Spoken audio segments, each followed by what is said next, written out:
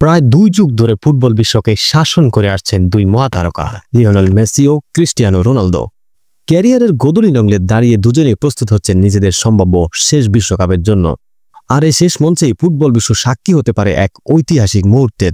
বিশ্বকাপের ড্র এবং সমীকরণ বলছে গ্রুপ পর্ব পার হতে পারলেই কোয়ার্টার ফাইনালে দেখা যেতে পারে এই দুই চিরপ্রতিদ্বন্দ্বীর। শুক্রবার 5 ডিসেম্বর রাতে যুক্তরাষ্ট্রের জন এফ কেনেডি সেন্টারে অনুষ্ঠিত হয় বিশ্বকাপের ড্র। বর্তমান বিশ্ব চ্যাম্পিয়ন আর্জেন্টিনা পড়েছে যে গ্রুপে, সেখানে তাদের সঙ্গী আলজেরিয়া, অস্ট্রেলিয়া ও জর্দান। শক্তির বিচারে গ্রুপ পর্ব পেরোনো পথটা মেসিদের জন্য বেশ সহজই হওয়ার কথা। অন্যদিকে ক্রিস্টিয়ানো রোনালদোর পর্তুগাল পড়েছে কে গ্রুপে, তাদের লড়তে হবে উজবেকিস্তান, কলম্বিয়া ও মরক্কোর বিপক্ষে।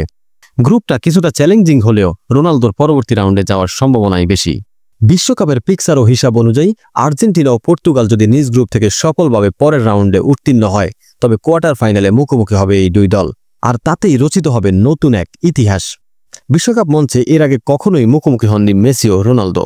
একসময় রিয়াল মাদ্রিদ ও বার্সেলোনা জার্সিতে নিয়মিতই দেখা হতো দুজনের। তাদের সেই ধ্রুপদীর লড়াই ফুটবল ভক্তদের মাঝে ছড়াতো অন্যরকম উত্তেজনা।